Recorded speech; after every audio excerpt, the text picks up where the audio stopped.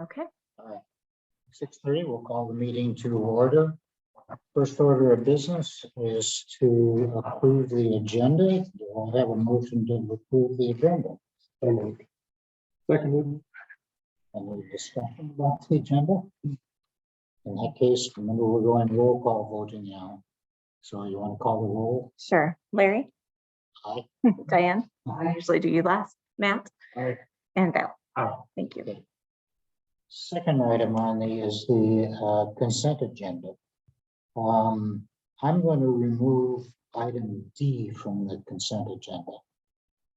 Does anybody else want anything removed from the consent agenda? I just have a question about C2, Okay, well, but we could probably handle that as. we'll do that after we have the motion, and then we'll take your question. So do I have a motion to approve the consent agenda? I'll move to approve the consent agenda. Second? Second. Okay, and discussion, so you want to know about C2? Yeah, I just wondered if that permit C2, the review of it took into account all of the flood issues we've been discussing, because this area was really high priority for flood protection. We talked about more storage, more output, and here's this big thing right in that area. Yeah. Nicole, did you hear that question? Yeah. So we reviewed this permit just like we review all our others with respect to volume reduction and rate control. They did not have any floodplain storage identified on their property. So there wasn't any compensatory storage required. We did not approach them to utilize their land for flood storage. With their expansion, there's not much of the parcel left undeveloped that would make a noticeable or significant difference regionally, but that was not something that we discussed, if that's what you're referring to. Yeah, but you didn't see any way to maximize either flood storage or any of its relationship to all the other things we're doing there. So, of course, you know, we like to see them maximize storage for permits. They're doing filtration, so they're only able to get credit for up to 2.5 inches, and they're already treating about 2.2 or a little more. So they don't get credit for much more if they were to expand their filtration basin.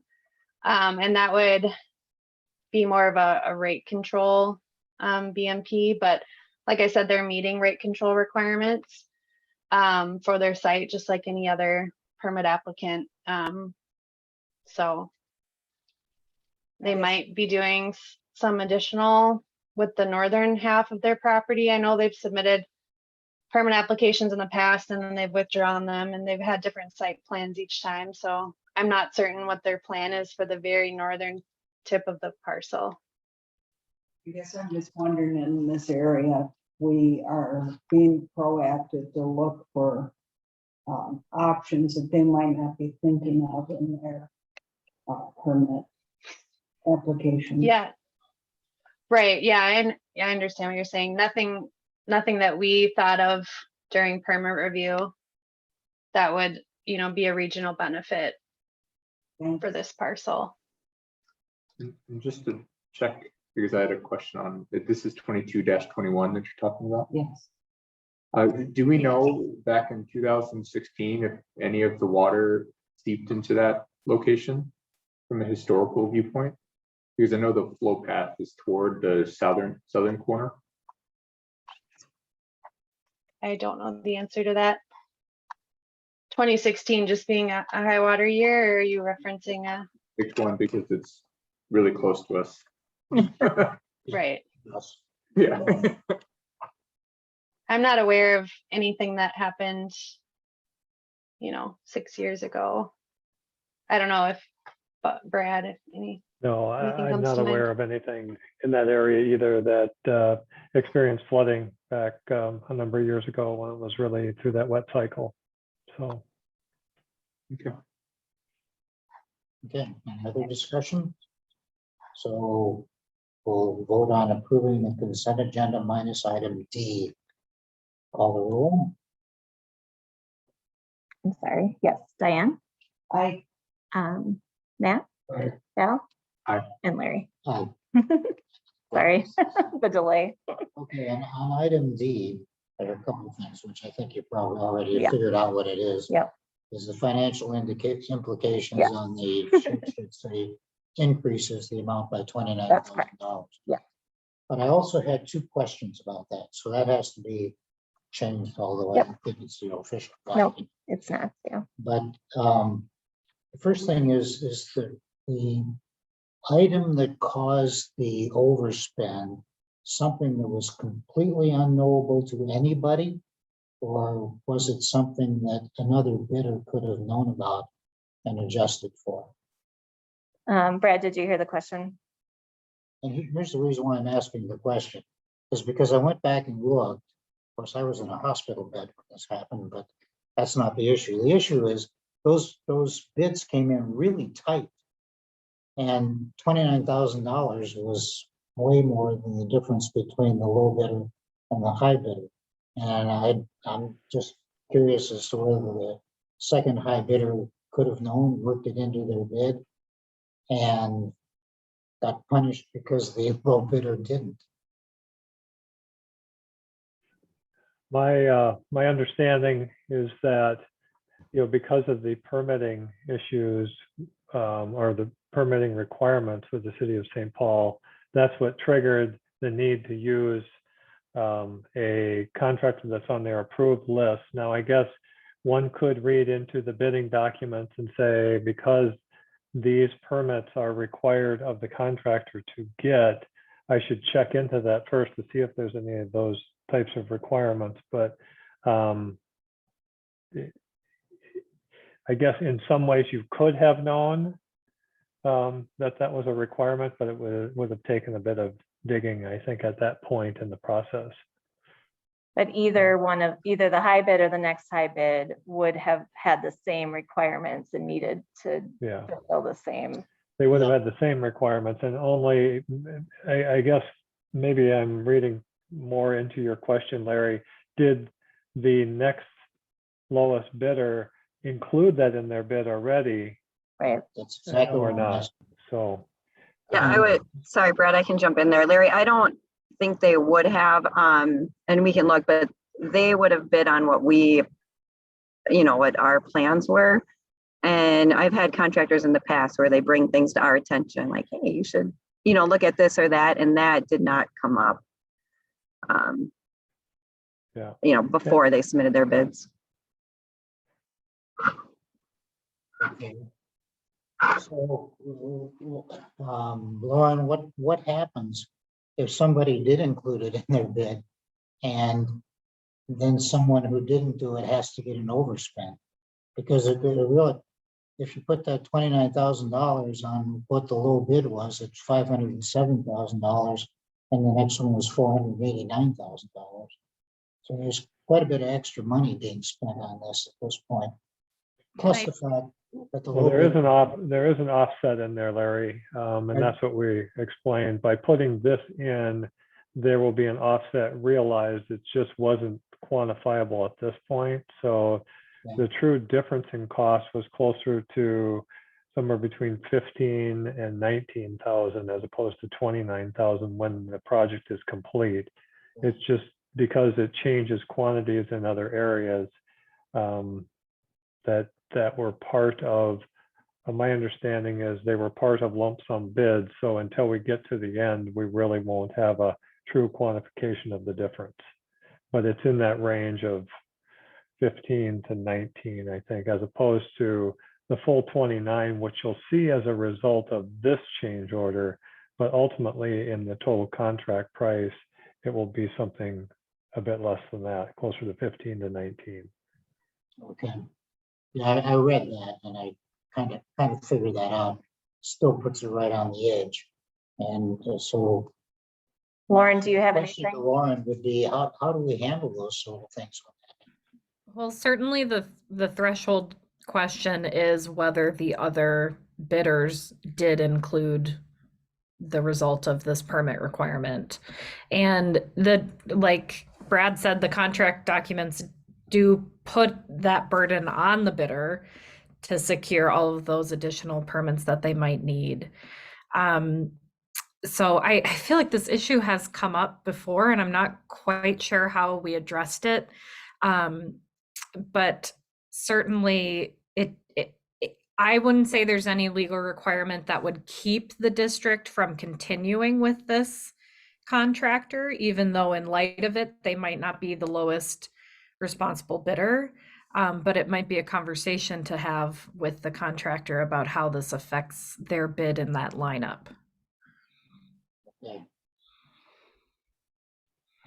And again, getting the permit, the district getting, or excuse me, the contractor getting the permit is different than the costs that are the result of the permit requirements, because either way that's a cost to the district because of the design requirements and the additional costs that go with the contractor that would have to be selected to work in the St. Paul right away. So I want to make sure that's clear. And they had to hire a subcontractor who was, and so then the question, and I'm not going to belabor this, trust me, but if the next lowest bidder already had that kind of thing, that could affect the bid too. So it kind of gets a little dicey on this, I would think, but I'm okay if we're giving them the okay. I presume we're giving them the okay. They're moving ahead because we Right. want to start the project. Right. So I'm okay with proceeding with it, but I think we need to be cognizant of this when we come to the final bill, that we don't end up with an unhappy second bidder at some point if they look into this, because who knows. Okay. Oh, sorry, Larry. I was just going to add one thing. I want to make sure that the blame isn't going to the contractor. We, on our end, I don't know, we should have gotten a site plan review a little bit earlier. So that was, our side of things. So that isn't something the contractor usually does. So that's where this came out and needing that in the permit and such. So, yeah. So we know to do that earlier now. So I skipped over this particular one when I was doing the review because I had in my mind, it's a good question, Larry. In my mind, I had figured we had closed one phase to move to another phase with a new discovery. And so I didn't even think of looking back because I just assumed we had exited said phase. So maybe my thought process is there a way that we can record these types of like approved contractor list is what it sounded like to me when I read it. Is that something that can inform future work? I assume it would for these particular areas. Yeah. So that's a City of St. Paul thing. Dave maybe knows a little bit more about it, but they require certain contractors who do these connections, they only have a short number that can do that. If I'm understanding your question correct, Val. No, I'm sorry. I was just suggesting when we do bids in these areas in the future that we have this written down as a side note, acknowledging that particular items might require unique subcontractor skills. Right. Yes. Absolutely. That's all. Yep, that makes sense. Okay. Dave, did you have something you wanted to add, or did that cover it? That covered it. It's St. Paul does do some handcuffs because there is a very small approved list of contractors to do the work. And St. Paul offered to basically, would you like us to do this turnkey for you from end of curb to catch basin product? We'll do all the traffic control. We'll do everything for you being the contractor. Contractor agreed to it because it is such a short list. And then that's where it came from.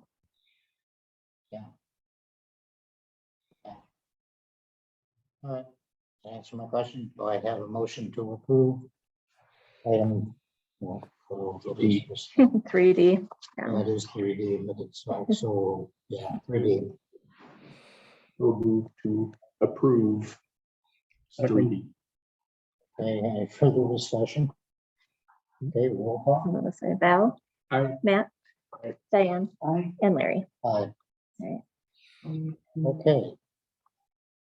The next item is visitor comments. Doesn't look We like don't we have have any any visitors. visitors tonight. Nope. So that's going on really fast. Permit program, applications, enforcement action report. Any, Yeah, let me know if you have any questions. Trying to get more older permits closed out, and violations have been pretty low. It's been pretty dry. Not a ton of maintenance has been needed on some of these sites, not all, but yeah, one thing I would like to request, Nicole, and I know we've agreed and we don't have to vote on the residential permits. But when you put that in, can you just tell us what the permit was for? Like it was for a driveway or a rain garden or something other than what it was? Mhm.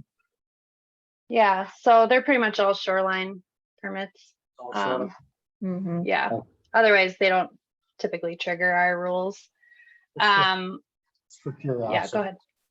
Yeah, Okay. so just a short sentence or something more than what you're seeing now. Yeah, you don't even have to describe it. Just tell me what it was, because we've agreed to trust you Yeah. and we're sticking with that. I just want to know what we did. Yeah, do you want that verbally though, or in the enforcement report in the future? Just in the future. yeah, In the just- report. Just yeah. put it in there. Okay, Then we'll know what it was. sounds good. In previous meetings, we had talked about making a form searchable, because I like going back and looking at, for example, in 22-05, I wanted to go back and look at that one.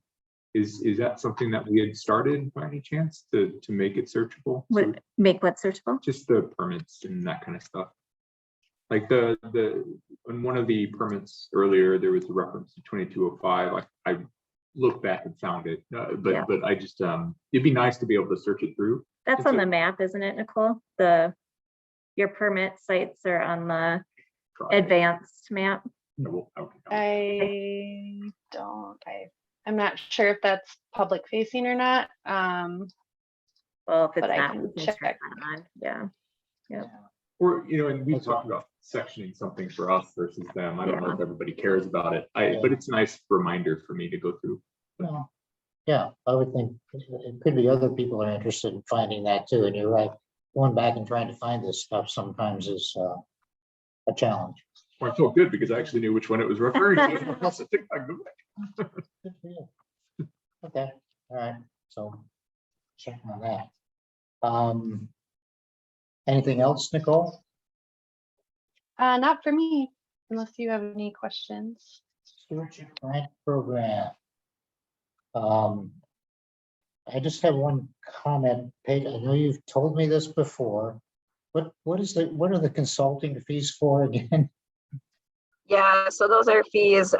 So most of them come from Ramsey Soil and Water Division and then the Washington Conservation District. They do all of our design work, site visits, closeout inspections for our program. And then there are some costs for BAR. If they have to do some additional review, they review any projects over $50,000 and then do some other work for us through the stewardship grant program. Thank you. And I realize I have an extra asterisk on there.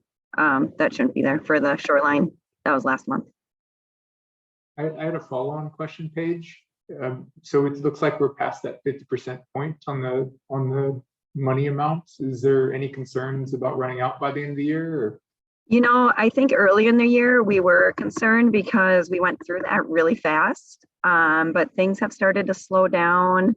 And actually, I found out, I think last week that one of our $100,000 projects in the priority area isn't going to happen until next year. So that technically frees up a little bit this year. But at this point, I think we're sitting okay. We are still going through the design process for a number of residential projects, but there are no larger projects that I know about at this time.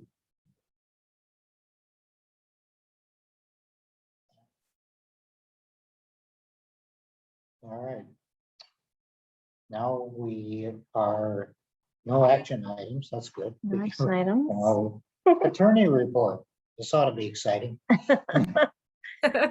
Hopefully not too exciting. No one wants the attorney report to be exciting. I just wanted to touch briefly on the Supreme Court case that came down last week. It is not every day at all that watershed laws are being interpreted by Minnesota Supreme Court. So wanted to make sure the managers are aware of that. And I'll provide a brief recap. So the city of Circle Pines sued Anoka County with a question or an issue about appointment of board seats for the watershed district. So the watershed district was not a litigant here. They were a bystander in the appointment process, which is important for you all to know and remember. But essentially, after many appeals and different verdicts from different judges, the Supreme Court majority held that the city was right and that Anoka County did not follow the correct procedure for appointing the board position that was at issue. So it'll be interesting to watch to see what happens next. I'm sure Maude will have some legislation to propose because the Supreme Court did find that the statute was ambiguous on its face. So I'm sure Maude will be working hard to clarify and hopefully give more direction to the counties in the future. So I wanted to give that bit of news, and I'm happy to share the opinion if anyone wants it, if anyone wants some light Supreme Court reading. Other than that, it's been another kind of quiet month from our office. As Dave mentioned before the meeting, I reviewed a cooperative agreement this week, but very straightforward, something that we do yearly. So yeah, that's the news from me. They actually had a nice article, which I can pass on if you want, in the Star Tribune about how this, I mean, at least I've been watching this, I presume everybody else is too that's interested in how this is developed. And the Supreme Court took quite a different position than the lower courts did on this particular issue. And it had to do with an incumbent, it had to do with Anoka County. Two of the members came from Columbus, and one of them was being reappointed. And Circle Pines said, "We want you to consider our people," and they reappointed the person from Columbus. That made Circle Pines really mad, and they went to court. Well, because the statute lays out that a city can submit a list of candidates to fulfill a board position, and I think it's, I don't know, does it say may or shall in the statute that they shall pick or must pick from that list if a list. What the Supreme Court decided, yeah. So I think that was what was ambiguous, was whether it is compulsory or not. Right. And the previous courts had found, yeah, the city can submit their list. That doesn't mean the county has to do it. The majority of the Supreme Court said, no, it's compulsory. If a list is submitted, then they have to pick someone on that list, unless picking someone on the city's list would result in an outcome that doesn't adequately represent all hydrological areas of the district. So it's a confusing outcome, honestly, and even that seat that Larry's referencing is still up for debate because the Supreme Court remanded it now again to the lowest court to determine what actually happens with that seat. So the story for this particular case is not over yet. Keeps on giving. Mhm. How many seats are there on that board? 5? But there were more cities than that, or at least. Well, that yeah, much. same thing here. So that is like another layer. Yeah, I think the concern was that they had 2 people from Columbus, I think 2 people from White Bear Township. There were a couple seats that had doubled up on the cities. And so the Circle Pines argument was the current board, the current makeup doesn't adequately represent all hydrological areas in the district. And we submitted our list, so it should be picked from our list.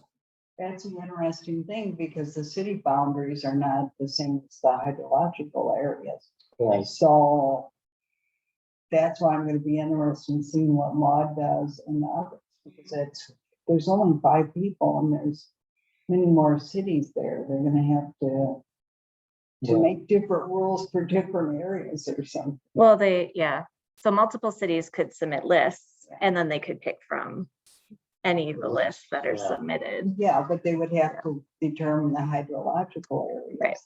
They should within look those at- Portions of. Yeah, I cities. think, what does it say, Lauren, that it should be equally distributed amongst yeah. Yep.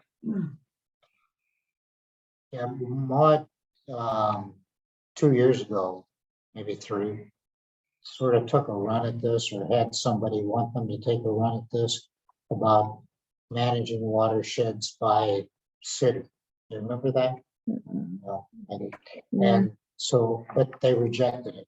Maud said, no, we don't want to do that. Yeah. It's not a city issue.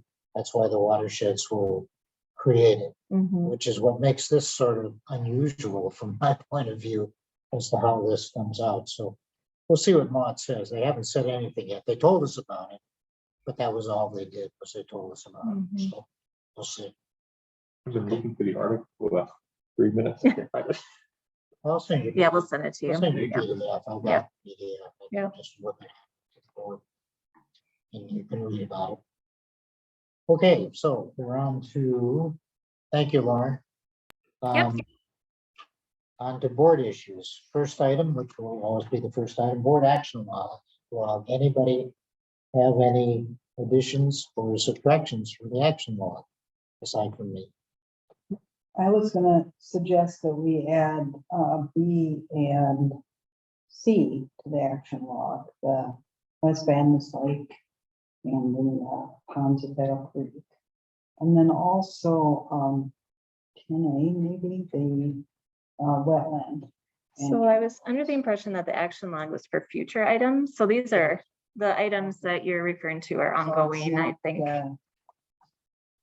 It's not things that are, it's for things that we haven't started on yet. I would say they're like parking. It's like a parking lot of items that you want to address at some point. That's how I understood it, but you can correct me if That's how I understood it too. But the other part is like things, for example, making this thing searchable. That's a pretty simple action just to close. But that's the other thing. I don't think it's a board issue though. That's how I imagine it. Something remembered.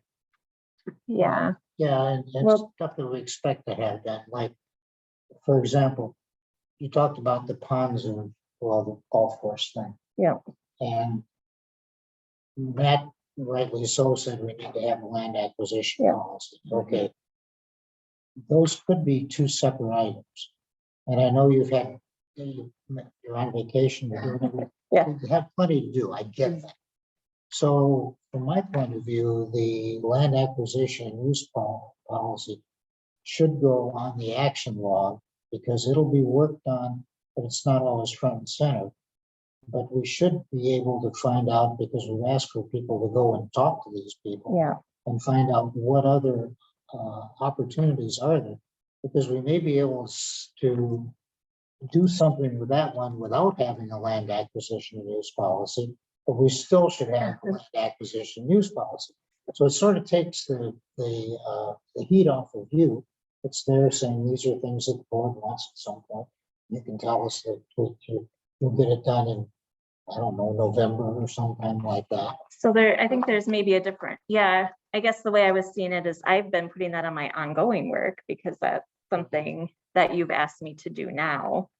And so, yeah, I guess I was viewing the board action log as something for the future, like when we have a chance, I think you've said when we've had a more open meeting where we don't have a lot of, maybe we can grab something off that list, but I'm happy to, and things like the map, I mean, there's little things, that's not a board action. No, it's not. So, Well, looking at the board action list now, I was curious how this is more of like a future agenda topic list. yeah. Is what it seems to mature it into, which is good. Okay. And then if there's something that's ongoing and, although I didn't have a chance to do much with that land acquisition policy in July, it's still something that's on my, list. So then I would keep it on my ongoing work list, but Okay. if that's okay. Just some use things at some point. When we want to, because that can happen when you get a lot of things going on, all of a sudden something gets shuffled off to the side. And you want to remember that you have Like one thing I would like to put on there is the lake level integration page that isn't ready yet. Well, that's still on so again, that's not a board action, right? That would be a staff action thing, so. And that is something that it's ongoing, so I wouldn't, and it was in the communications report that it's still ongoing, so Yeah. it won't get lost. It's Yeah. there. As long as it won't get lost, that's what I care about. Yeah, that was my question. And I misinterpreted what Diane was asking for about like, oh yeah, that topic's a good topic to talk about. Yeah, The land use is what you were referring to. It Yeah. Didn't click in my head. yeah. Yeah. Okay. Well, Okay.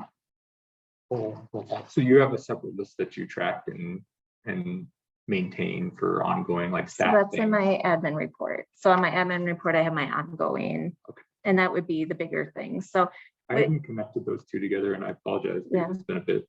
that's okay. It'd be good, and if that's where we're gonna put it, I don't care where we put it. That's when we put it, we just ought to have kind of a laundry list of stuff you're working on. Doesn't mean you have to get everything done all the time, Right. but just so we know what's. First of all, make sure we don't overburden you, which we probably are, but to make sure that it stays so we know that something is still up and we're looking at getting it done, like the land acquisition and use policy.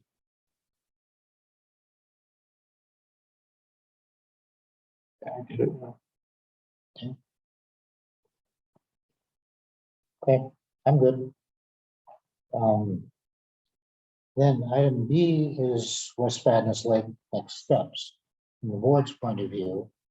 And you summarized nicely in your report where we are. Do you have any update from that before I get to, I think the board ought to have a motion to authorize Tina to move ahead, because we haven't really done that. Well, We've I've been moving. authorized you to go and talk to people, but not to move ahead with with starting the process. yeah, you're welcome to do that. I did meet with Bowser today. And they, went through the petition process. And so I'll be developing a petition that will come to you guys to authorize me to send it to Bowser. So you'll see that at that point, but you can certainly make a motion to authorize me to start that petition process. And We've already done. So we've already done a little bit, but yeah, Just for clarity here, we ought to, because our previous motion was, like I said, to go out and explore whether it would work or not. sure.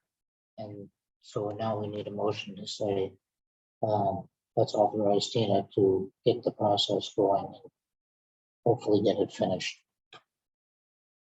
I'll move to get the process going and I'll finish. We'll clean that up.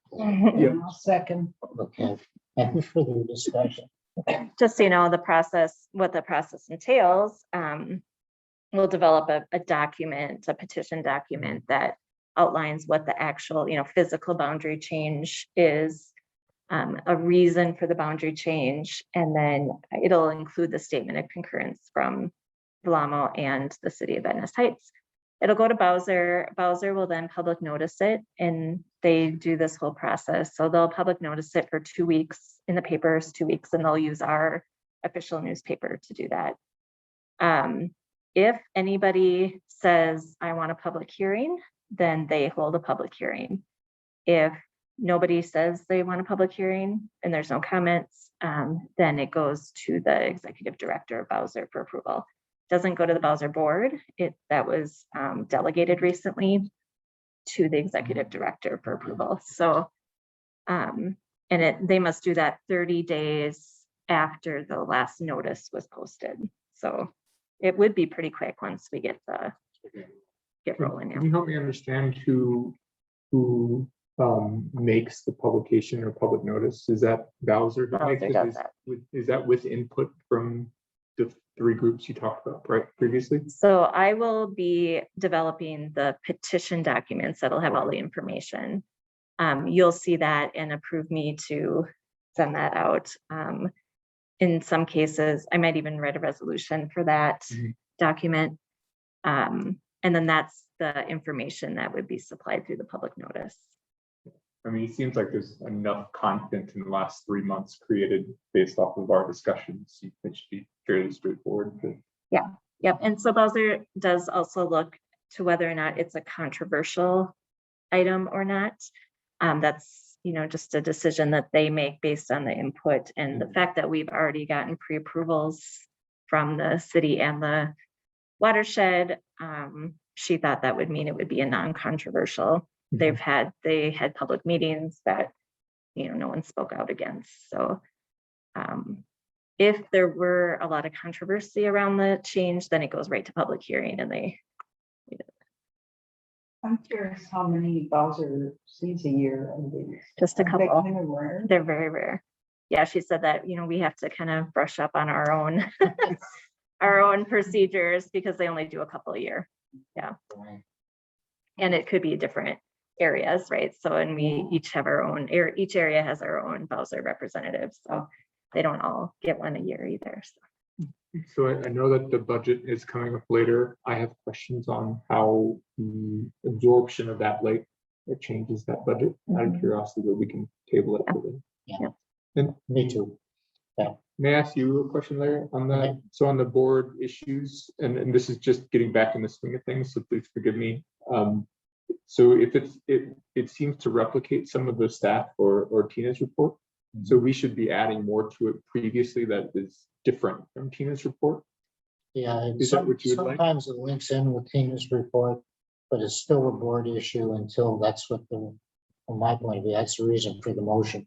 Because if we get the motion, we turn it over from a board issue, which we didn't know it was gonna happen. Lamo could have said no. Yeah. And we could decide as a board, we're gonna go ahead anyway. So it stays in the board until we get to this point where we've gotten assurance, we can move ahead. Tina's moving ahead. We have a motion that we say, it turns it over to her, and then it's off of our list and signed her list. That helps me. I need a reminder of that process. Yeah, that's fine. It's a good question, actually. So, any more discussion about this? Okay, roll call. All right, Val? Aye. Matt? Aye. Diane? And And Larry? Aye. Good. The next one on this list is the Ponds of Battle Creek Golf Course update and land acquisition use policy. Has anybody talked to anybody over there? Not since our last meeting. I have not. No. Are we going to talk to somebody about? Yeah, yep, Okay. yep. Okay. So I think what, the last time we talked about it, I said that I was working both with Lauren, who has some experience with the land acquisition policies through other watershed districts, as well as Minnehaha Creek. So those are still two resources that I'm pulling together. So that's for the land acquisition, right? I think you're right. I think there are two issues here. Yeah. And I have not had conversations about the Ponds of Battle Creek yet, since we talked about it the first month, I would say in June. But Because we were gonna talk to, was it Maplewood that actually owns the thing now and get thrown into them? yeah, well, Maplewood and Ramsey County, I guess, are the two Ramsey entities. Trying to get rid of it. Yep. Maplewood's not sure what they want to do with it, That's correct. except when you're looking at developing it. Cliff suggested we look at it to Yep. preserve the wetland. The question is, and it doesn't mean we're gonna buy the thing, but is there a trade-off that we can make to preserve what wetland there is over there? So Right. it's just a matter of going and asking, I guess, Maplewood. Yeah, so the conversations I had early on were more around, this is something that the board has talked about, more to come. So we'll make those calls and connections. So. I think exploring partners. Yep. Yep. Yeah, we talked about, yeah. Yep, that's on the list too. Yeah. Could you speak to how that plays into, I really like the bar, the next thing with the water. Why am I blanking? The wetlands. Thank you. Yeah. The wetlands rules and the comparison contrast pieces, would our land use and the policy be influenced by any new policies introduced from that assessment or discussed later in that assessment? Potentially. I mean, there's a lot that could. I found this one. Well, there's both of those things. There's a lot that could come out of both. Well, So that's where yeah. I see some domino effect that might come back and need to be considered later. That's all. Potentially. Okay, the last item on the board issues agenda is the letter from the league tour participant, which he did an amazing job of writing this up. I'm sorry I had to miss it, but I did. One of the things, when I read this, and I read the initial information that was put out, it looks like a good opportunity for maybe the board to see some of these things. Plus the fact we've talked about board tours. So this is a good time to nominate board tour suggestions if you have one, the places you'd like to go and see on a board tour. And So- I'll just start it out by telling you, but hey, never mind, we can move from there. I'd like to go see and talk about Aldridge Arena. Which we spent a lot of money on that, but I know I should be able to drive over there and see it myself, but for some reason I don't. We talked about going to see the Beltline again if we can, because I think I haven't seen the Beltline, you haven't seen it. You haven't seen it, it's a big town. Apparently it's pretty fascinating. You've been to see it. Mhm. So that would be one. It'd probably be a good idea, and we don't have to go do all these, we can pick which one. We've done 2 target retrofits. Mhm. Might be interesting to see those, how they came out. And then a little tour, and I think they're fairly close to each other. The 2 weirs, the Keller Weir and the Phelan Weir. Yeah. That we put in, they were so crucial to managing the water up and down the system. Just for a little background too. So, I mean, we haven't done a board tour now for a few years, obviously, because of COVID, but we were doing every other year where we would get a bus. We'd take the board, CAC and staff on a tour around either current projects or recently past projects. Sometimes we would go back and look at older things if there was a strong desire or it tied into another project that was upcoming. Typically we would hit some of the bigger ones and then we'd throw in a few of the smaller ones. Some of the LEAP tour sites might be a good, depending. And you don't have all night. So we do have to kind of pick and choose areas, or it takes a while to traverse the district, or pick sites that are most, yeah. We also went through a phase for a while where we would, meet at 5:30 at something that what is the low on. We did Wakefield Lake. Like to take a look at what it had done, kind of get an idea of what it looked like, and then load back in our cars. Yeah. So Be very forward that, where you go before the meeting, you kind of see something, come back, and you can kind of pepper it through before it's too cold. It was helpful. Mhm. Yep. Yep. This is the first time I actually drove by a couple of permit places out of curiosity, and that was in itself very helpful. Yeah, Mhm. yeah, we've been on a lot of bus tours of stuff over the years, and it is helpful to see these things. Absolutely. Yeah. What they actually look like. So if you think of someplace you'd like to go with, anybody else have anything? There are else 2 that I pops into popped your- in my head, but you already listed them. Okay, good. Yeah. Yep. Yeah, and if there's others, just send them to me. Typically, we would do this in September timeframe, before it gets cold and dark at night. So I will send out also a calendar or ask you for if there's large periods of time where you're going to be gone in September so that we can start narrowing in on a date as well. And then knock on wood that COVID's okay and we'll go from there. Was it in there and I missed it? How many people went on the LEAP tour, do you know? I think there was like 20 Right? or 25, something like that. Yeah, Okay. I've been in there. Okay, new reports and or presentations. Wetland management rules. All right, Greg Williams is here from BAR. Hi, Greg. Good evening. Can you hear me okay? You're a little quiet, but I'm gonna see if I can turn my volume up here. I'll get a little closer to the computer. Hopefully that'll help. That's better. I turned you up too here.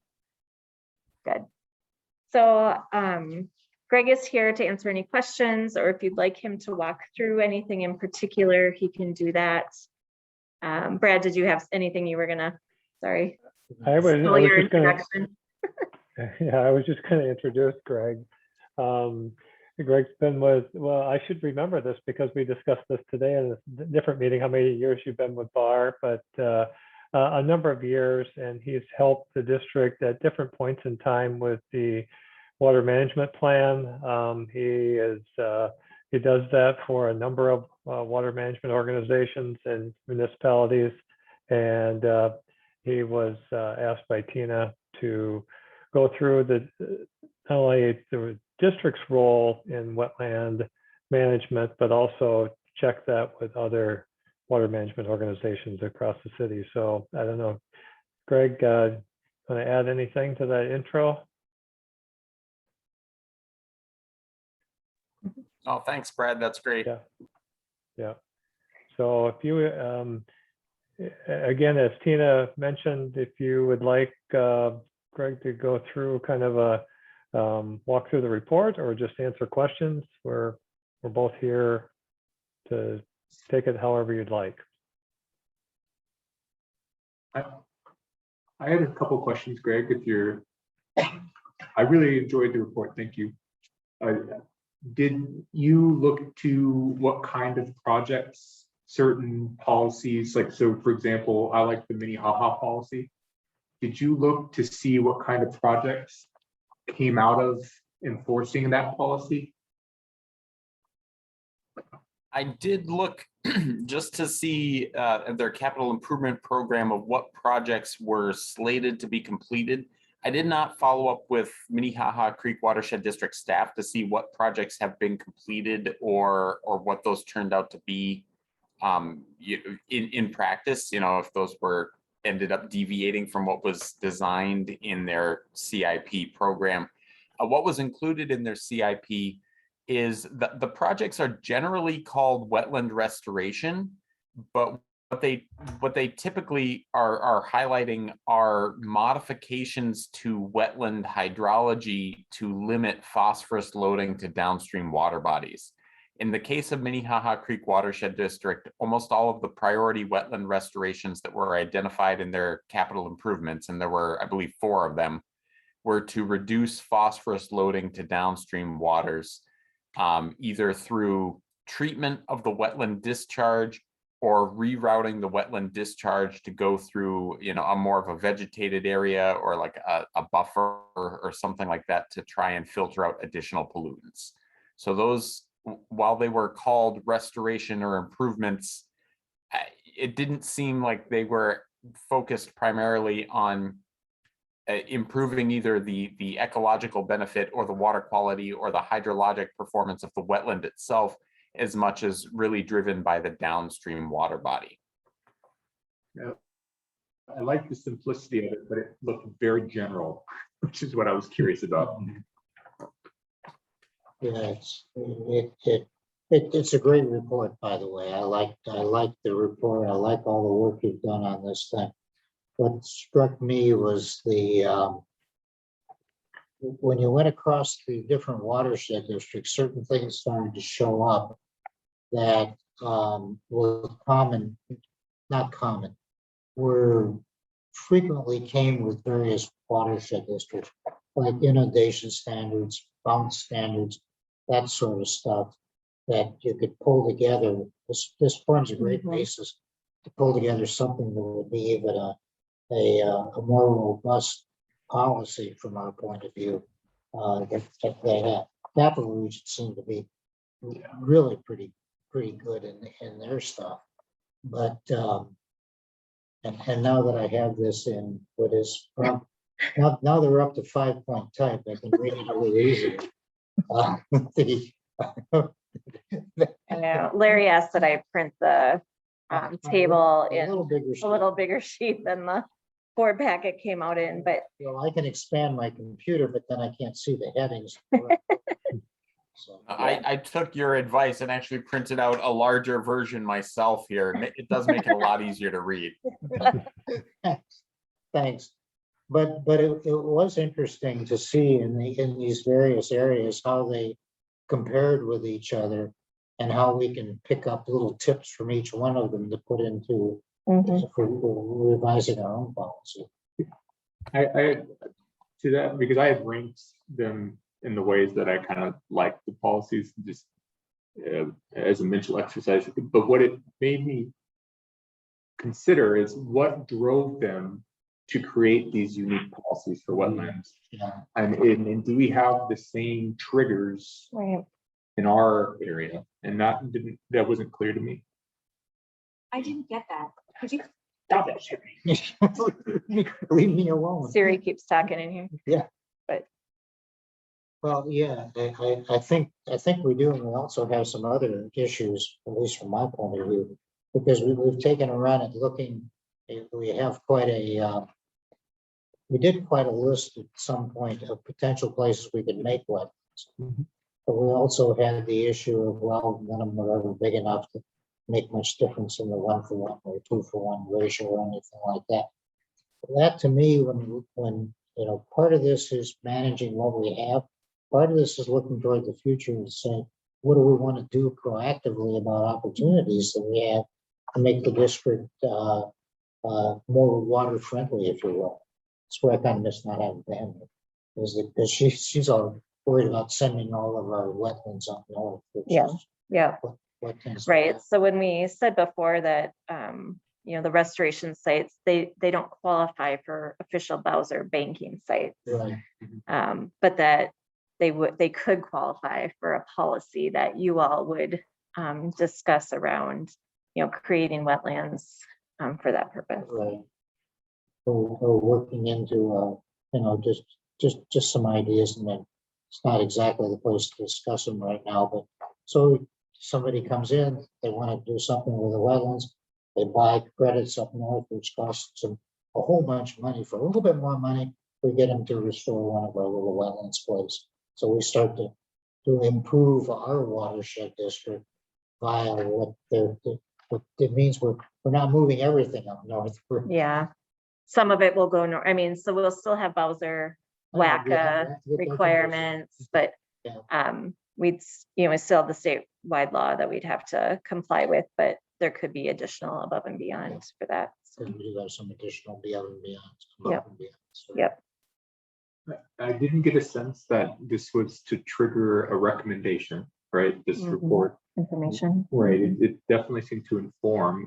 Were there, for Brad and Greg, were there policies that caught your attention that seems like it would be useful for us?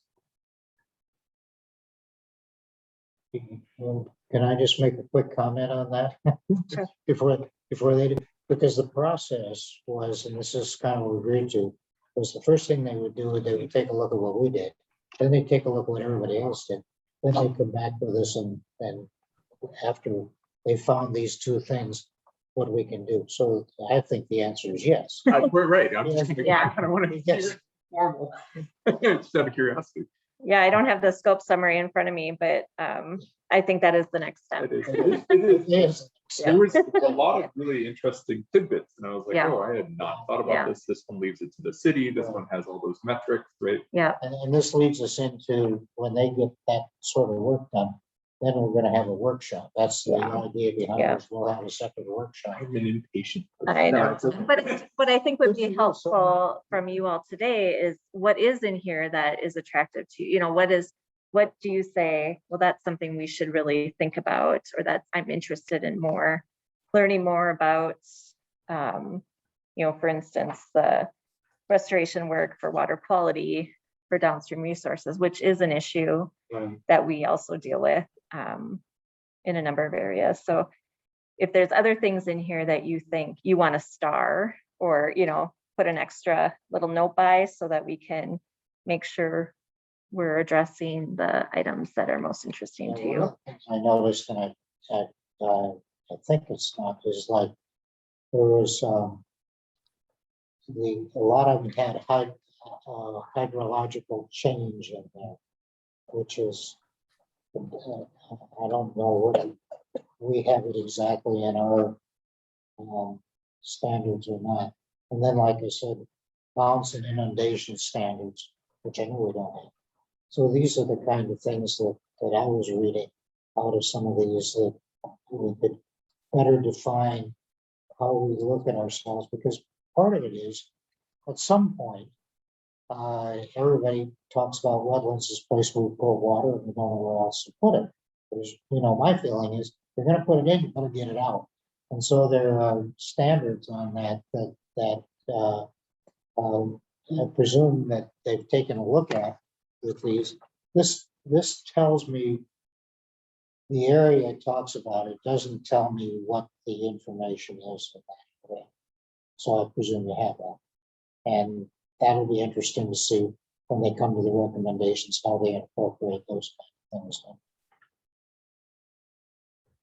And it does get a little weird, as we found out with Victoria Shores, is that it sort of seems like everybody has an interest and it kind of a responsibility, but nobody really kind of wants to take responsibility for those things at some point. So that's just me.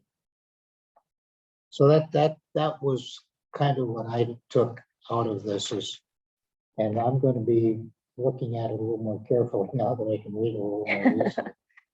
And I'll give feedback on what's on these sheets. Sure.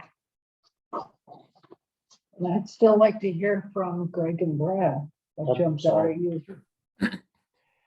Just a real quick on those, the hydrologic standards. So for things like the bounce and the inundation period and things like that, those are, as you noted, kind of getting at the, if you're going to take water in, you got to let it out. Those are really driven. They are applicable as at the time of like development review, and those are intended to limit the hydrologic impacts to downstream wetlands. So if a project is being permitted, then the idea is that the developer needs to demonstrate that what they are doing to the downstream wetlands from a hydrologic perspective isn't going to increase the water surface elevation for an unreasonable amount of time or prevent runout from it. And as you noted, Valley Branch and South Washington both have that. The Bassett Creek Watershed Management Commission does not have their own performance standard for that, but does require that cities have something like that for their highest quality wetlands. And they don't actually specify what those standards are. They just say that the cities have to develop numbers for that that are based on the wetland classification for their highest quality wetlands. Just getting along, you mentioned wetlands being a priority, but nobody really wants to do much about it. I will just say anecdotally, from being involved in several different organizations, watershed update management plan updates over the past couple of years, wetland restoration protection is it's a priority until it comes to funding, and that the cities that are part of these organizations typically see it as high value, but just don't have the financial resources to do it. And so I think it is one of those things that is universally appreciated, but it just funding wise, it hasn't been a priority for a lot of organizations for these for wetland areas relative to more direct lake management activities. So Greg, you had said something, it's typically done at development review for new programs, which made a lot of sense. I know that we've encountered some wetland flooding, as aforementioned. I didn't see anything that directly stood out to me for flood reduction in terms of policy. Well, did I go ahead. No, I'm go ahead, Greg. Outside of the permitting Yes. requirements? Yeah, so the WMOs and watershed districts that I looked at, their floodplain regulations still apply to these areas, whether if they have floodplains mapped for these wetlands. Where this comes into play is, and there's a section in this table that talks about how watershed districts and WMOs define their quote unquote managed water bodies. There's not, I didn't find anything in terms of policy that would dictate when these organizations would address water quantity concerns or water level concerns in wetlands that arise kind of just under natural hydrologic conditions that aren't development related or impacts of development. But some of these organizations do have water bodies that are classified as wetlands and are part of the public water wetland inventory, such as Casey Lake or Lake Owasso. Those are technically classified as wetlands by the DNR. But you may manage water levels on those for various issues.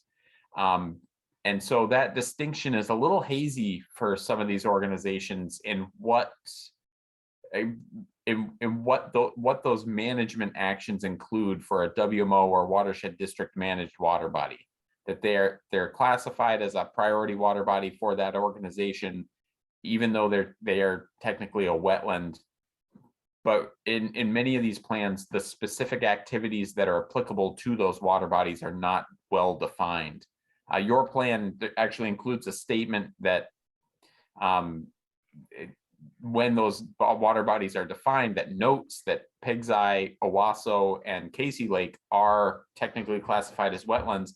It will be managed different than other Ramsey-Washington Metro Watershed District managed water bodies. But the plan isn't very explicit about how those management efforts are different.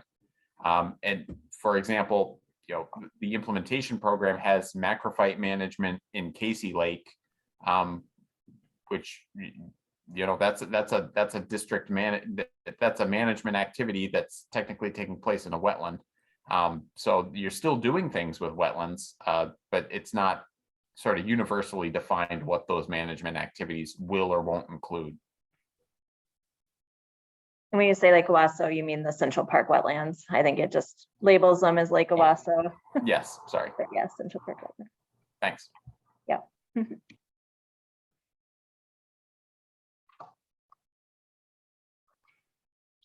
anyone else have any comments at this point? We can feed in and we get, Did want to make a mention about, you mentioned Capital Region.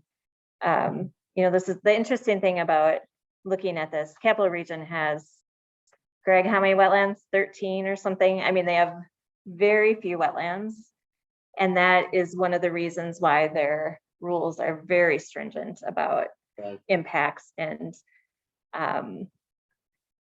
that's actually the initial question I was asking is the motivation, Right. because I was reading the Lower Mississippi one and I was like, okay, well, they're delegating to cities a lot, so maybe they have less cities that they're worried about have the variations in rules. And I just well, and they're WMO, so they don't have permitting. They rely on their cities. Yep. Right, but they're calling out that they're going to be the local government unit in this particular. But yeah, WACA. Yeah. so I'm just the motivation factor for the stringency and the types of rules is kind of what I'm curious about. Yeah. So that call out on capital is an interesting one. I'm curious about the other ones. I just don't know. Sure. I think, so we do have the 2 WMOs that are in there that are just, they function differently. So that's a little bit different. The Cap Region, I don't know if anything about Minnehaha, 9 Mile.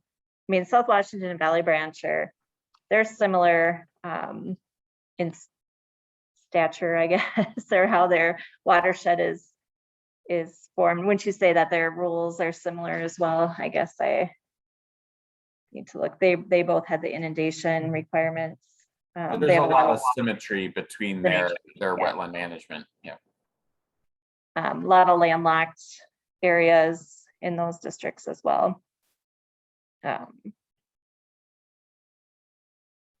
No, Tina, that's a really great observation about the number of wetlands and the level of development in Capital Region. One of the things that they've done, which I did not observe in a lot of plans or any others really, was that they prioritized sites for restoration of historic wetlands.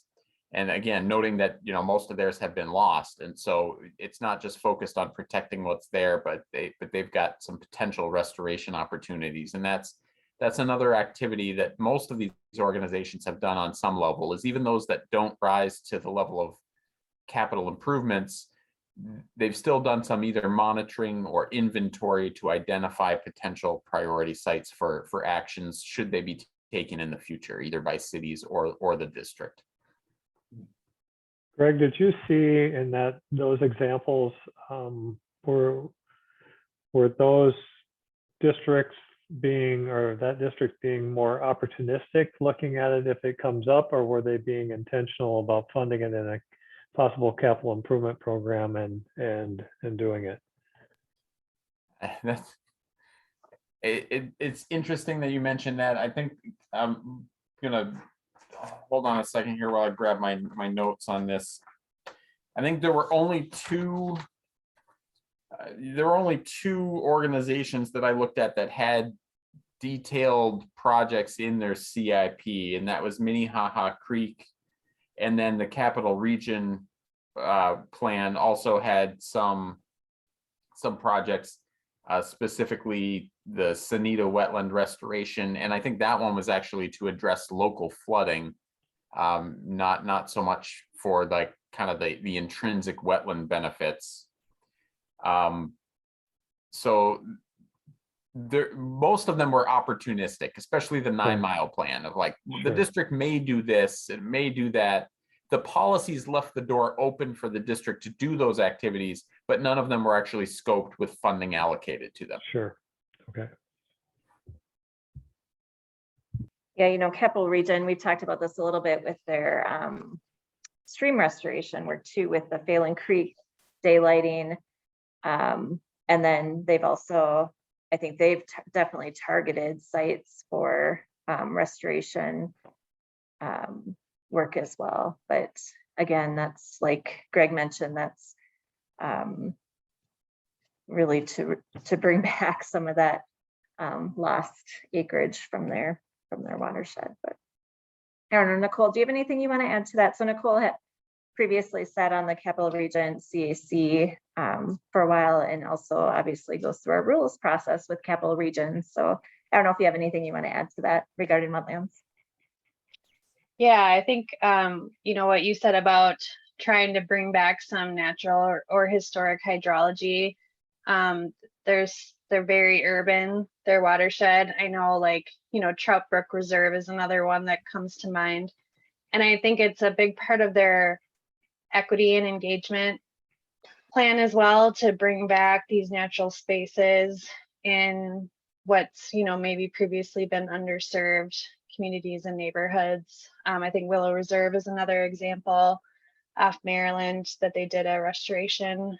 So that's just something else I would add. But yeah, their watershed looks very different in terms of, Ramsey-Washington is fortunate to have, I think it's hundreds of wetlands, and so Capital Region is a very different landscape.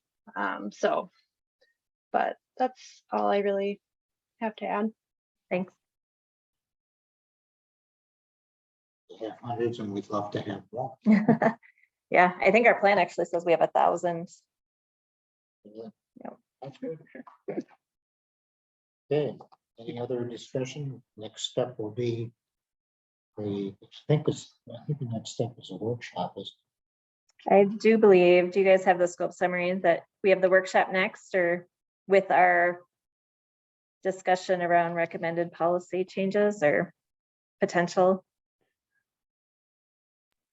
Greg, it looks like you have the scope summary open there. Okay. Task 3 is discussion with the board perspectives on wetland policy rules or implementation item updates. So yeah, it would be the workshop to discuss potential revisions. Right. Okay. Okay, sounds good. Thanks, Greg. Thanks, Greg. Yeah, good job. Boy, You're welcome. Thanks, Greg. Should we send, like, for example, I would like to capital in the metrics between, Mhm. well, I circled, I couldn't decide between Valley Branch and Southwest, but Valley Branch is clean. Like, who wants to get that input? Should I save that for the watershed board or provide it? You can provide me input, and then Okay. we can use whatever input we receive from the board as we come forward with next steps. So the next step is not doing that kind of brainstorming, it's actually building the policy, or what is It would be brainstorming to work towards building potential new policies. And Right. Yeah. That's the workshop. Mhm. Just sort of brainstorm. yeah, I mean, I think what we'd want to do is come forward with some ideas to start the conversation so that we have something to start from in a workshop. Sounds good. All right, thank you. Anything else? Yeah, thank you. Oh, now we get to 2023 budget planning. All right. Let's see how we're gonna do this. I'm gonna share my screen so that I can see, the budget. And they just migrated us to this new OneDrive. So, and I ignore my labeling. I need to fix. Let's see. So I'm just gonna pull up the table and share my screen on that. Oops.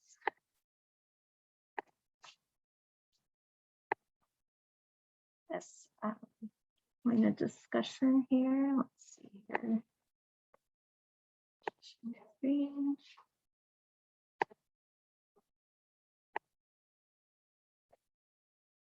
All right. So what you have in front of you is the startings of a budget table. You also received the breakdown for some of the line items as well as the line by line description. So if you had any questions about what a particular line was referencing. You know, at this point, and I think I mentioned this in the memo, we start high. And then I hear from you on, you know, what your target, if there's things that are way out of line with what you think we should be going, we should talk about that. And then ultimately, I'll want to know, you know, how comfortable you are with a certain percent increase and what that might mean for trade-offs. Again, every year this gets a little ambiguous because there's carryover, there's a lot of things that come into play. And so as each month, as we get closer to December, we're fine tuning the rest of our budget, what gets spent, what doesn't, what has carryover, what doesn't. And that really factors into how much the levy, you know, when we talk about levy, right? So we have a budget and then we'll figure out our levy. From this point, what we'll do is we'll talk today, and if there's significant changes or any changes, really, I'll make them in the draft budget. And then this goes to our cities and our counties for comment and review. We give them that opportunity so that when we come back for the September meeting and the public hearing, we might have some feedback from them. It also will go on our website and it's public noticed. So there's lots of opportunity to receive comments and feedback on the budget and levy. At the September meeting, then you will approve a preliminary budget and levy that gets certified at the counties. And that's what goes on the preliminary tax bills that go to the residents and landowners in the district. So, and then obviously final approval then is in December. So we have some time in between. I really went through and, well, anything that's engineering related, Brad and Aaron and I and Brandon had some lengthy discussions around making sure we had good numbers for you tonight.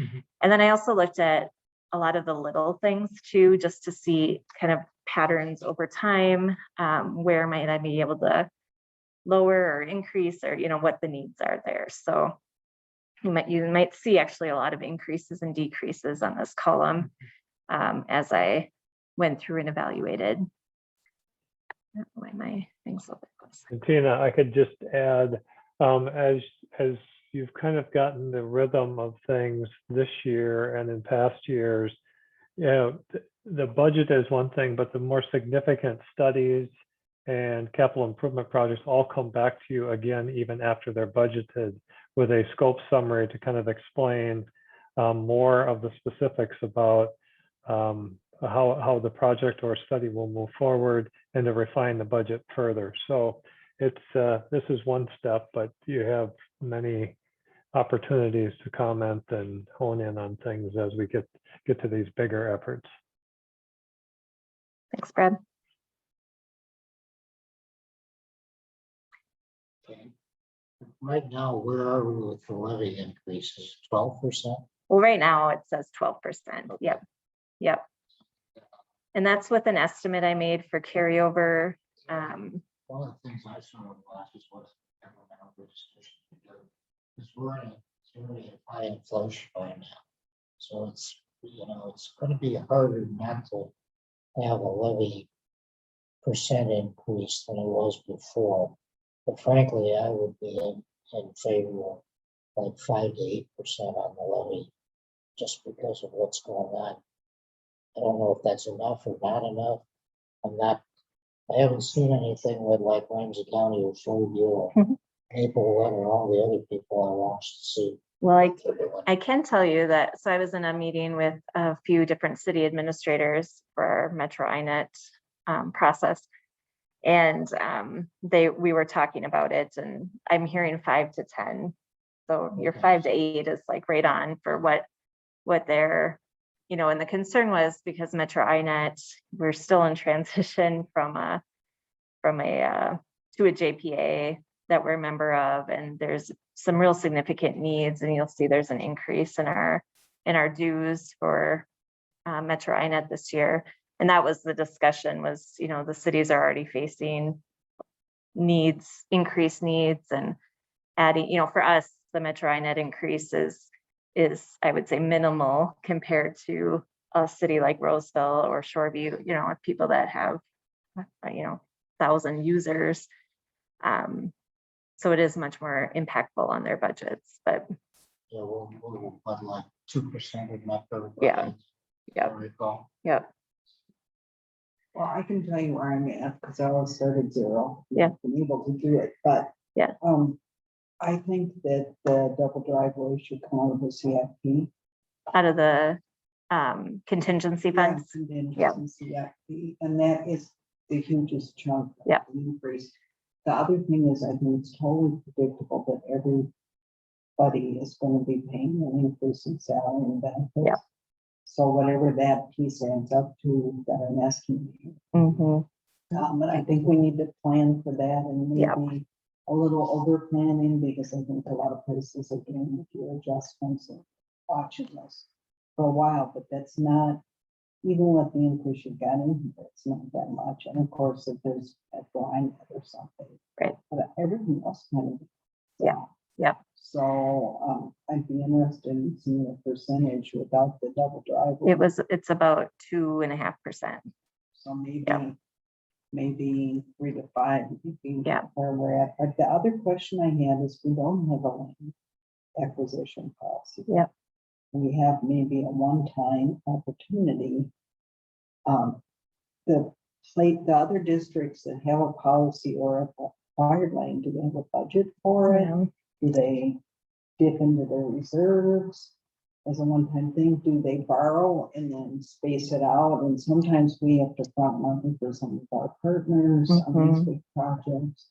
I think we're gonna have to have some wild guesses looking at that without building a huge pile of money. But if we did decide to go into partnership and Yeah. spend money, could we do that without depleting our reserves too much?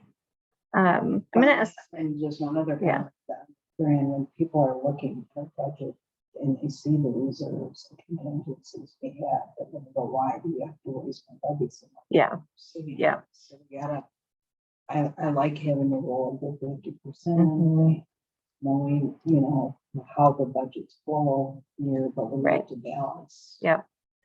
Yeah, I think from my point of view, I think it's very reasonable to take that, or plan to take that double driveway out of the contingency. I don't have my budget status update in front of me, but I think we have like 1.4 in our contingency fund. Yeah, 1.5. 1.5. So we'd still have a pretty healthy contingency, even if we were to do that project out of that fund. But And Diane spoke to a couple of things that I was curious about, so if we move forward with the Vadnais Lake, I know we reduced on some of the research projects. I was curious if that would be where the spend would come, looking at things to do. no, it would come out of the lakes, TMDLs and It would. grants fund. Yep. And so is that adequately padded for Yes. future growth? Yeah, well, yeah, so the lakes, TMDLs and grants, I increased it slightly, but there was also other funds available in that fund. So I think that is where we would, any investigative work, any anything we need to do for West Venice Lake to get it up to speed so it can be put in our plan. That includes plan update money as well. So I think that is adequate for that. And triggering off of something that Greg said, when it comes time for budgets, the wetland stuff gets deprioritized. Is there a purposeful way that we can plan for? Pretty bury my words. You know you want. I do. I want ice creams. Is there a purposeful way to maybe account for wetland changes or that policy? So we do already have a wetland restoration project fund Right. that has 500,000 in it. So it's not huge, but it's, I think, enough to move forward based on that. Looks like Lauren has something she'd like to add to that as well.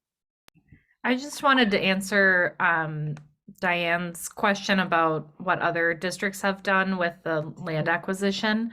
I can only speak on Valley Branch, but for that it was directly project related. So they had already done the study to determine the best flood mitigation tool, and that was home purchasing. So just to give you context for what that was, it looks different from what Ramsey-Washington is looking at doing, and it is kind of a cart and horse situation a little bit, because we're looking at the budget for next year, and certainly the money should be allocated by project as much as possible, and we're just not sure what that policy will look like and what the project or desired district outcome would be from that. Yeah, I think Minnehaha Creek does have a dedicated budget but it is, like you said, they have a plan for purchasing properties for different reasons, whether it's flood or preservation. Is that part of their capital project? I mean, they have to be carrying it over. Yes, it would be in their capital improvements, and but I'm not sure how that looks yet. What about the targeted retrofit fund? It's $1.5 million. Mm-hmm. Is that a place to do it and maybe just look at doing less projects for that year when we're doing double driveway? So just about The double driveway. Well, it's very literal, so. Yeah, they have a little bit, it's a little bit different. I guess they're both water quality, but targeted retrofit typically looks at volume reduction and phosphorus reduction versus sediment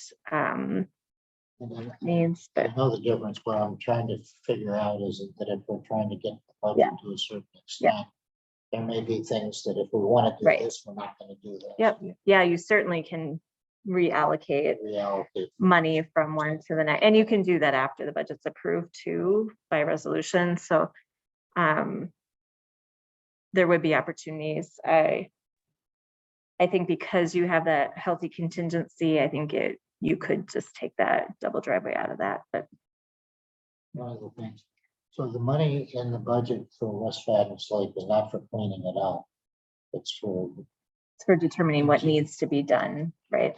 And so, I mean, once we start that process, we'll want to incorporate it into our plan. And that would allow us then to take action on it. And then we would do a TMDL, go through the TMDL process, which would in turn develop an implementation plan where we would move forward with implementation. Brad? Make sure I'm up. Yeah. Thanks, Tina. I was having a hard time hearing Larry, but I did want to add, in a conversation about double driveway, the purpose of the project is because Fish Creek is listed in a previous study that we did as an at-risk creek system. And also, I think Erin reminded me today when I talked to her that there is increasing data that the MPCA has that could be listed as not only for excess phosphorus in Fish Creek, but also excess sediment. So it's kind of in anticipation of some of these things and being opportunistic to piggyback this project on top of another project that's likely to occur in that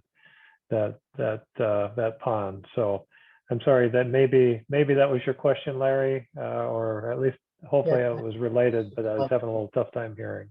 So it's like when we look at the overall budget, there may be things that we've always done one way that we, for at least a year, want to do a different way so that we can get this project. I think the project's important to do, so I'm in favor of doing it.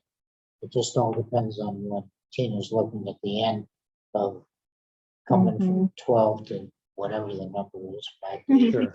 like that. Where we get the money Where do from. we get the money? Yeah.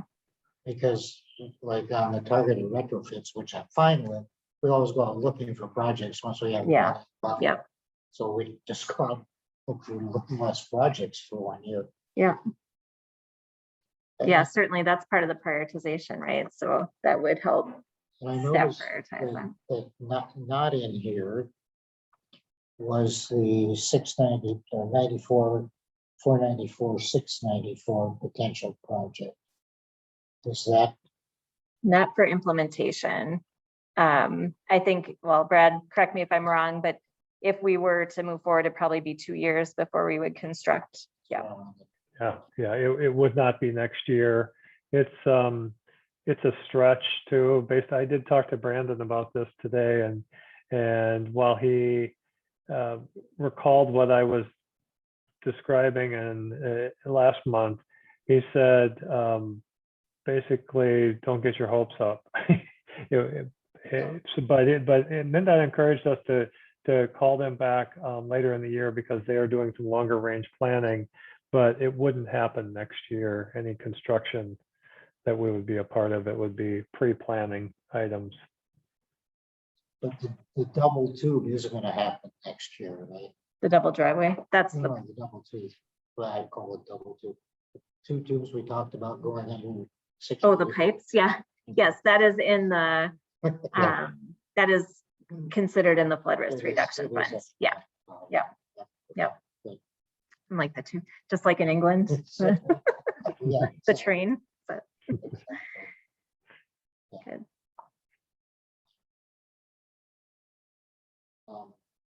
Anything else that jumped out at you as you were Yeah, looking? two things. On line 5, there's a resiliency study. Yes, so What's that? we talked a little bit about that last month. That was to look at the other areas not tributary to the Beltline. So we'd be looking at the Battle Creek, Fish Creek area for flood risk. Similar to what we did for the Beltline, but for different areas of our district. So when we did the Beltline resiliency study, we got about 75% of our district, about approximately. So this would be to start the process to look at the rest of it, yep, so that we have similar information and plans set forth and can further our prioritization of those projects. Okay, one other question on lines 50 and 51. When do we get these things paid off? I'd have to pull up the schedules. The Beltline was a 2016, and I think we did 20 years. Yeah, And the I Maplewood, need to no, wait. the Maplewood Mall though one is just a few years left. I think we just have 3 or 4 years left. Yeah, I think that was 2012, so Yeah, it's just curious. I think it was 15, so that would be soon. Okay. Anybody else have any comments on the budget? Nice job, Tina, by the way. I'm always very impressed with how this stuff is all laid out for us. Good, good. I'm glad it's helpful. Yeah, good. Good. Very good. So I will, what I can do is show that double, it's up to you how you want me to display this for the cities and county. If you want me to leave it as is with the 12%, or if you want me to show that double driveway coming out of reserve, I'd show it coming out of reserve. It would come out of the contingency with that percentage levy increase. Would you split the funding between partial reserve? It's what is it, around 700K for that project, right? Would Yeah. you split it for reserve? Because if you did 700K, that leave you with the whatever 800K in reserve. Yeah. Is that below a value that we've had in the past? The contingency for CIP has fluctuated quite a bit. So, and we don't dip into that very often. So, I mean, I think I'd be comfortable having that at 800,000. And I say that because we also have contingency built into the flood risk reduction fund and the project repair maintenance. And so they all have their own kind of contingencies as well. I think this is kind of the perfect project for when to dip into that, but. Yeah, I vote for taking it out, but you may need to add something Yeah. for a land acquisition budget and make sure that we really have the staffing and benefits piece up there. Yeah, I'll definitely fine tune that. The land acquisition though, how, I'm a little unsure how to move forward with a budget on that at this point in time. One point off of what Val said, we could just take a certain amount of the double driveway out of the contingency and put the rest in the regular budget, knowing that if we move towards a land acquisition, we could dip into more of the contingency. I don't know either how to do Yeah. that. And again, I don't want to be caught with too much contingency, but I want to have flexibility. And it's really hard when this is such a. I think it's hard to plan for to put a budget number and potential levy in place without having any mention of it. Well, it's not in our plan at all, right? And so that would be a concern. And that's why I'm saying maybe we don't take all of double driveway out. And just save contingency. So not have a line item for, Right. I gotcha. Yep, I gotcha. Just to have. But saving contingency potential for a future policy. Some interest. I see what you're saying. Is there a way as we approach the land use policy to get an estimate on maybe a potential project that we consider out of curiosity? Because I know that there's multiple iterations of the budget that'll go down to make us feel more confident in the amount of contingency. Okay, I found this one. I'll bring my Mac next time. That's okay. That's where we have to kind of chat with some people and see what is possible and what they want to do. I mean, there's just so many variables right now. It's hard for me to say. I mean, if we partner versus purchase versus nothing, you know, like there's just a lot of variables. One that's more conservative of an estimate versus an aggressive estimate, right? So if we partner, you probably need less money, or if you're purchasing homes, you need more. And so it's like, there's probably a range here, and we don't have to be like super, like, let's go buy a bunch of homes, but maybe partnering, people partner, and they budget 150K, I'm making it up. For something to that effect. Because I agree, there's tons of variables. Yeah. I don't think we go all in on like we're gonna go buy a bunch of homes, is kind of in my mind. So Right. if you have an 800K contingent, do we have enough there for us to play with it? We need the $1 million. That's kind of like what I'm looking for. I have no idea how you would get to the bottom. Yeah. I mean, certainly you've had discussions about a particular piece of property, and that, you know, I'm still a little uncomfortable. I don't want to be asking for, you know, purchase pricing for a property that, I don't know. I think we can, I'm sure we can estimate, you know, something, a ballpark around something. And I can just let you know what my assumptions were when I come to that. I think for the purposes of going to the city and counties for comment, really any of those scenarios, whether we take it all out of contingency or we take part of it, or, you know, they don't really get that fine tuned into that budget as far as what pot of money we're pulling from. They're looking at what projects we're looking at and what areas of the district we're targeting for projects and studies. But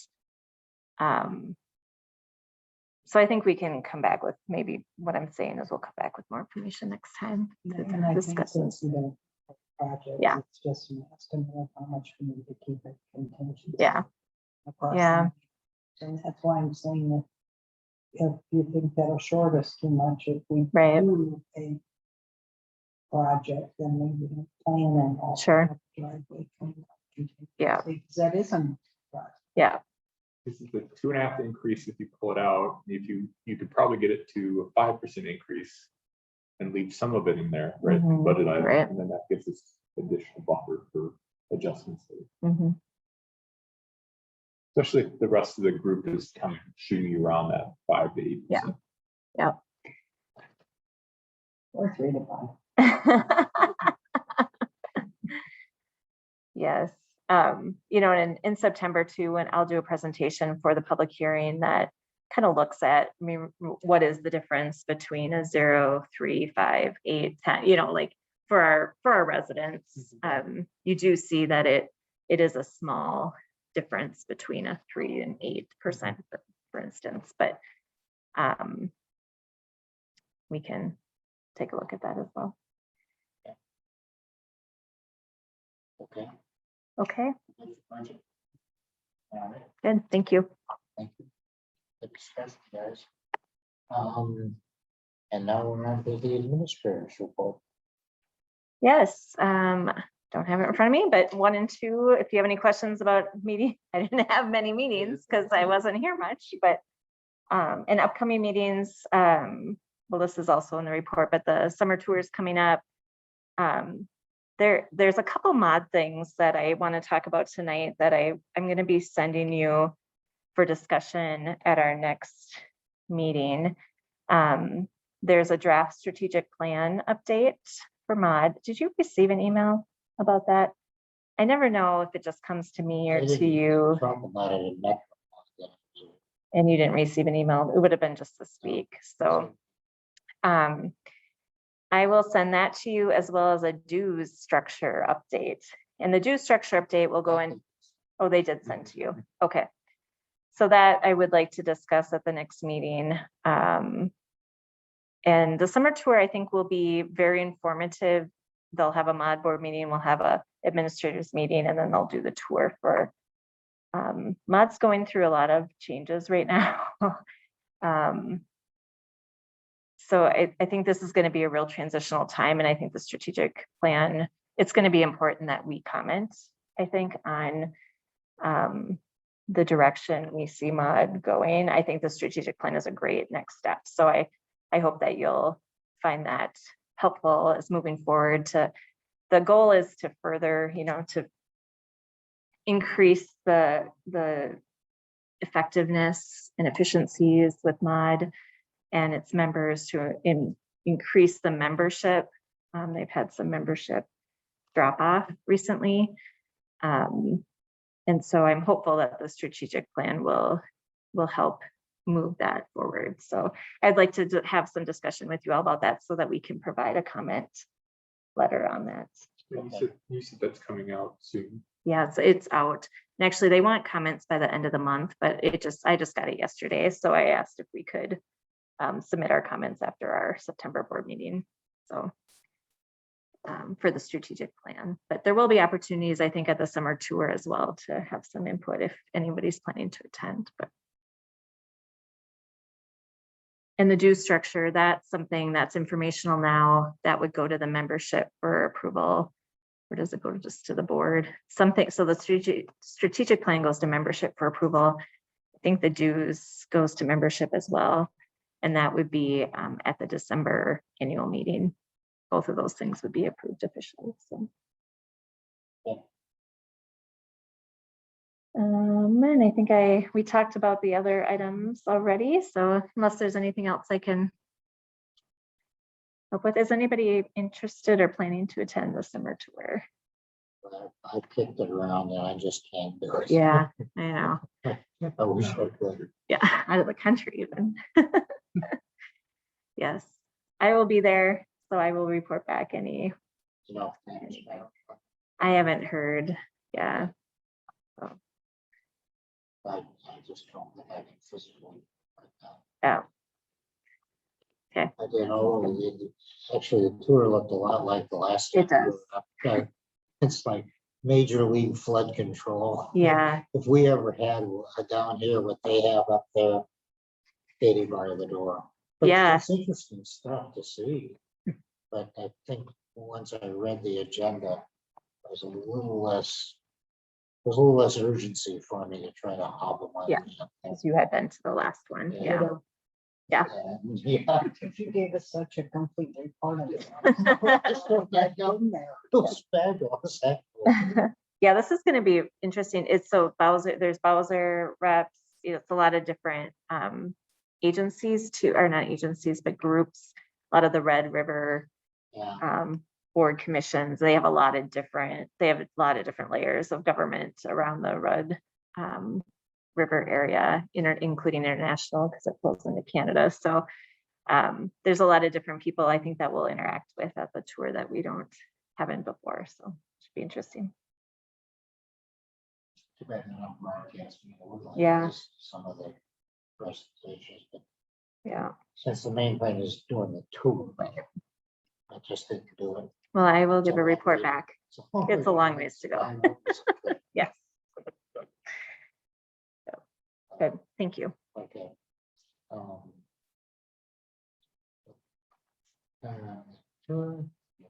we're on to the projects.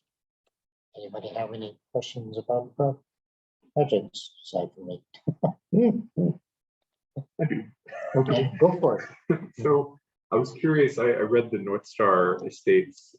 It didn't pop out at me when the meeting is with the city on North Star Estates. Just out of curiosity. Yeah, Right. it is not scheduled yet, to the best of my knowledge. I tried to connect with Sam to get a more up-to-the-minute update, but I wasn't able to connect with him. But my understanding is we are prepared to have that meeting. It's just not on the schedule yet, unless you've heard differently, Tina. I have not, Yeah.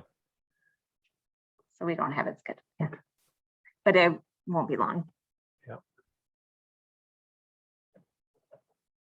Yeah, I didn't know if there was a seasonal dependency to start having the conversation before we do or take any kind of action. So I was curious. Okay.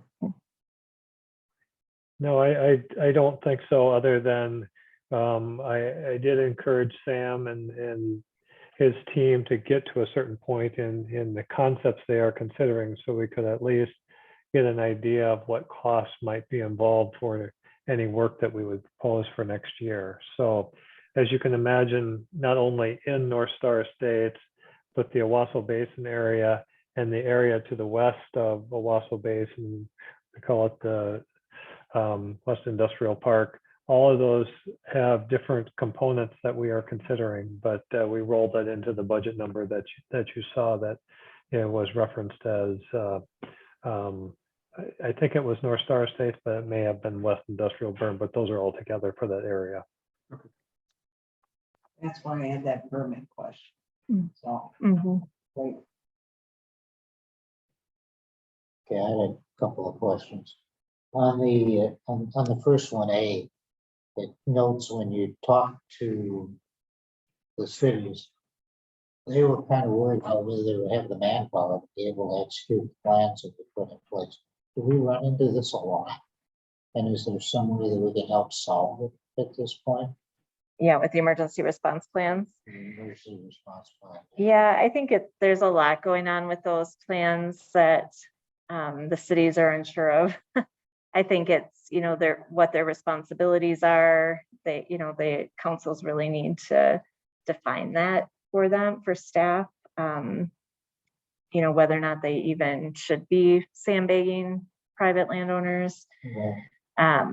And then, yes, we have helped provide bags and sand and, materials. But we haven't, I don't think, ever helped pay for manpower.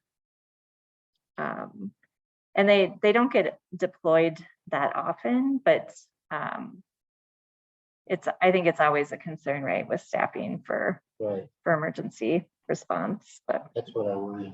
Yeah. know that things like when you have Twin Lakes, you Yeah. have to have somebody run out and change Yeah. the valve or something like that. Is there somebody around to do that? Yeah, yeah, yeah. I mean, no, those singular things are a lot easier to plan for than a sandbagging operation. But for instance, on Twin Lake, when that situation happened, I mean, it wasn't just city staff, it was district staff and it was residents that were, In my experience, if Yeah. sandbagging is required, residents are more than willing to. And on item D, you said you were gonna add storage volume. How do you add storage volume? what is item D? I'm sorry. You say it's kind of it's 17. Oh. Yeah, That's the last thing. This goodness. Brad, for storage on County Ditch 17, it says at the end. Yeah, so the County Ditch 17, the storage, I think that would refer to the Goodrich Golf Course area. Is that correct? Yeah, I think it does. You know, again, just in concept form, we would try different storage areas that appeared to be accessible for additional storage. You know, use those, put them into the model as concepts, and then develop them further. So that's likely what it's referring to.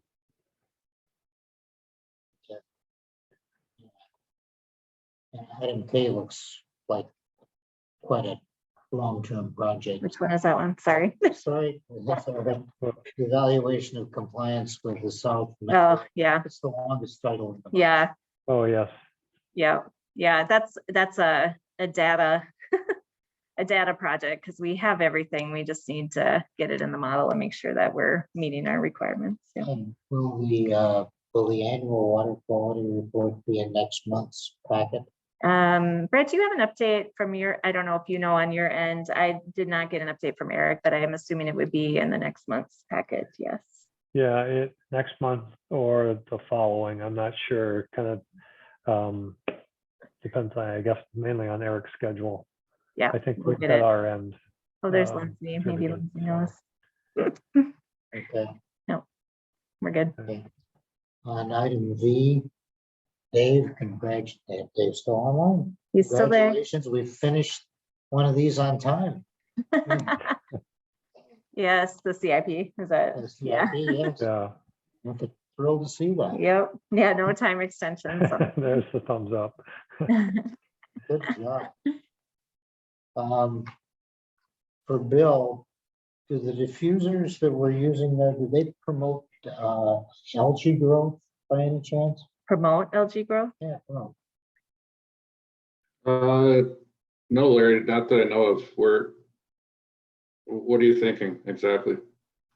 well, I've seen, and they may be different because they're diffusers. I've seen people with bubblers and they end up with all kinds of algae all over the place because of. Oh, yeah, I don't really think that's an artifact of the diffusers. The purpose of the diffusers in Bennett really is to increase the nighttime dissolved oxygen levels, so we don't have phosphorus loading from the lake bottom sediments. So we'll be taking water quality sample, the water quality team, and Keith will look at those data over the next few months to kind of evaluate how those aerators are working. Okay. All righty. So I have on that. Anybody else have anything? No. Okay, now we are on managers' comments on next month's meeting. I think we know what we're gonna do next month. I just have one comment. I did attend the Metro chapter of the Minnesota Association of Watershed Districts. Attending means it's online. And first of all, I'm pleased to report it was the shortest meeting that ever happened. There are some reasons for that, which I won't say out loud, but we were done in under an hour. Wow. That is in something. Yeah. But there are some stormwater contingency things. Are you aware of what I know you like, this stormwater reporting things through the, EPA government thing? Might need a little more information. From me on that, good luck. Stormwater They're- reporting. They're trying to get their commercial stormwater needs to the EPA so we can get investments back. Do we do anything with that? I may have to look into that a little bit more. We do give information to the PCA that I think probably use for that purpose, but They have a website. yeah, okay. Who reported on that? Was it the PCA's? Brand Smith Yeah, okay, was- okay. And that was, oh, the other interesting part is that, Bowser's trying to build their staff. Yes, They don't have enough people apparently. they've been real short. In fact, the board conservationist that I met with today about our boundary change is our interim one. And so they're hiring somebody because our BC took a job at different job at Bowser. So they're shifting around a lot and had some openings, but sounds like they've been filling positions. So Yeah. So I think that was a pretty quick meeting because 90% of the people reporting out there. Yeah. According to them. yeah, clear Yeah, to me, doing clear to great. me. No. So, anything about Mawa? No, we'll be meeting at the summer tour. We'll also be providing comments as a group of administrators regarding the strategic plan. And just helping MOD in whatever capacity we can as we move forward. So Okay. Other comments? Matt? Tom? Oh. A motion to adjourn? So moved. Second, then we're out of here. all right, That way thanks. we don't have to call it over. Thanks for everybody hanging in on the technical difficulties. Hopefully next month we'll have it all figured out.